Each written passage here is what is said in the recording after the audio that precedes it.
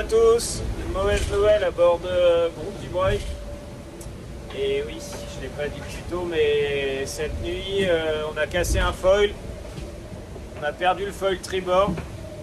Voilà, donc il était 17h TU, donc en fin d'après-midi chez vous et en pleine nuit ici.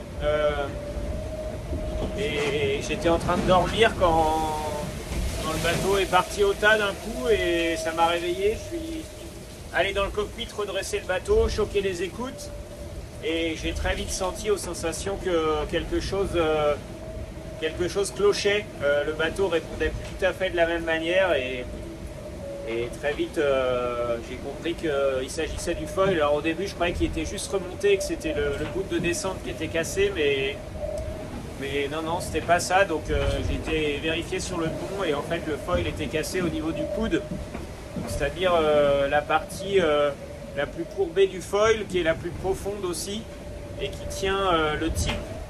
Et je saurais pas l'expliquer. Alors à mon habitude j'avais mes bouchons d'oreille. Est-ce que j'ai tapé un petit objet tout au bout du foil et le foil avait, je sais pas, et ça a emporté le foil, j'en ai aucune idée. En tout cas, j'ai rien senti de flagrant, donc je ne saurais pas réellement l'expliquer.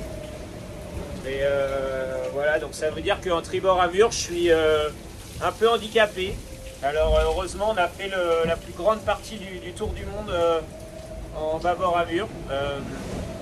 Donc du côté où je n'ai plus le foil, il me reste heureusement la remontée de l'Atlantique est en tribord, donc il me reste bien l'autre foil qui est intact. Ça veut dire que voilà, sur une amure, sur la bâbord amure, je vais perdre aux alentours des 30 000 de vitesse, ce qui est pas rien, mais le tribord est préservé.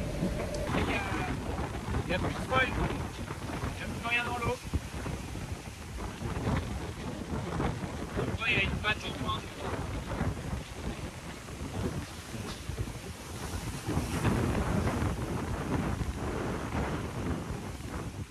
Du coup, sans cet appendice, le bateau est complètement différent puisqu'il donnait du couple de redressement au bateau, donc de la puissance, il lui permettait de rester à plat. Et maintenant, c'est un bateau complètement différent.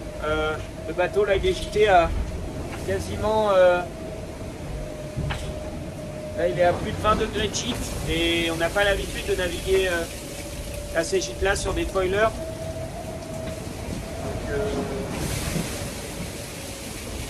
Donc voilà, c'est complètement différent. J'apporte maintenant de la puissance avec la quille et les ballasts et le matossage. Évidemment, ça va moins vite en bâbord à mur. C'est très frustrant, c'est dommage. En plus, je voyais Charlie s'éloigner et pour autant, voilà, j'ai pu rester raisonnable jusqu'au bout et c'était pile poil au moment où j'ai voulu commencer à faire redémarrer un petit peu le bateau pour reprendre un petit peu de vitesse. Les conditions de mer commençaient à le permettre et voilà, c'est comme ça. C'est vraiment très dur à encaisser, hein, je vous l'avoue, en parler me déplaît énormément. C'est dur pour tout le monde et heureusement j'ai le soutien de mon partenaire, le groupe Dubreuil et ma famille et de mon équipe, mais voilà, c'est assez raidasse quand même. En tout cas, la course n'est pas finie, hein. Je vais aller au bout.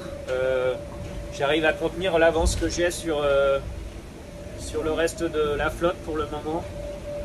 Je suis sûr que le Vendée Globe nous réservera encore bien de belles surprises, ça fait partie de l'aventure. Voilà, en tout cas, j'ai le soleil. Et déjà, ça fait déjà plaisir quand même.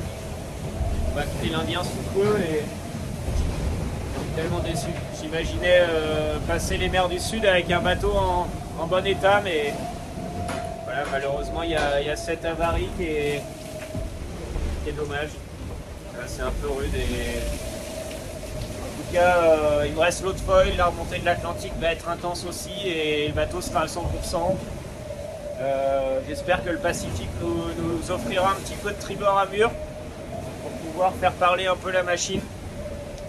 Et qui sait, hein, peut-être que cette avarie me protégera de bien d'autres et me permettra d'aller au bout du Vendée Globe, ce qui est quand même l'objectif initial. Et et peut-être avec un joli résultat. En tout cas, on a fait un magnifique début de parcours et ça, clairement, on peut en être très fier. Voilà. Allez, merci à tous. Ciao.